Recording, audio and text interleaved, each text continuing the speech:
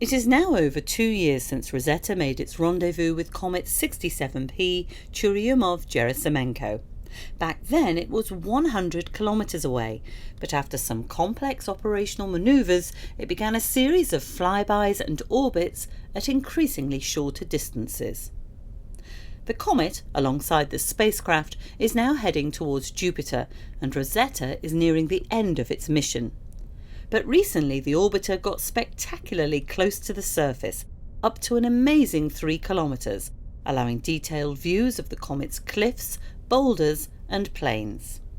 A year ago this would have been impossible. The Comet was at perihelion, its closest distance to the Sun, and also at its most active, spewing out dust, gas and plasma. This meant Rosetta had to remain at a safe distance of up to 300 kilometres. But these newer, closer passes mean that scientists can observe changes in the Comet over time using onboard cameras such as a Ceres. The most prominent, the most exciting changes on the surface, I believe it is still the big drop in the Imhotep plateau, which was 3 meters and 100 meters in height and hundreds of meters in radius.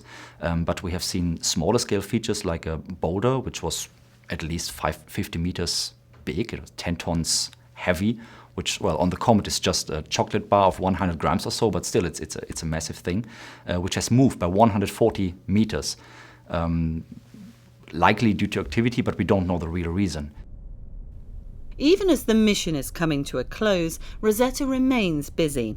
In June, it completed a 2-week remapping campaign of the Comet's northern hemisphere to produce a new, higher-resolution 3D model that can be used to see large-scale changes of the Comet and also where it has lost mass.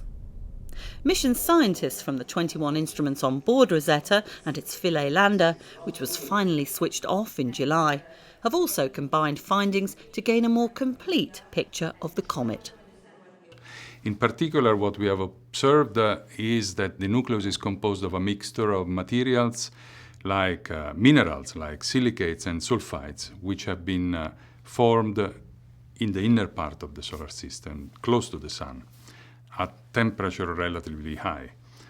It has been an audacious mission, gaining knowledge about the Comet's surface, coma, tails and interior.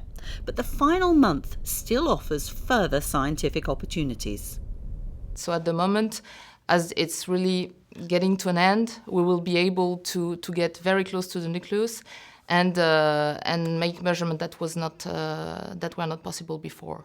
So that's the very exciting part of the end of mission scenario. The end will be September the 30th, but it won't be the end of the mission science.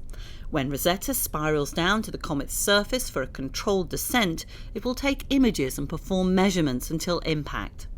Excitingly, the landing site on the head of the duck-shaped comet is in a region with active pits. Data collected from Comet 67P will keep scientists busy for decades to provide our most complete understanding of a comet yet, and making history as the first ever mission to orbit and land on a comet.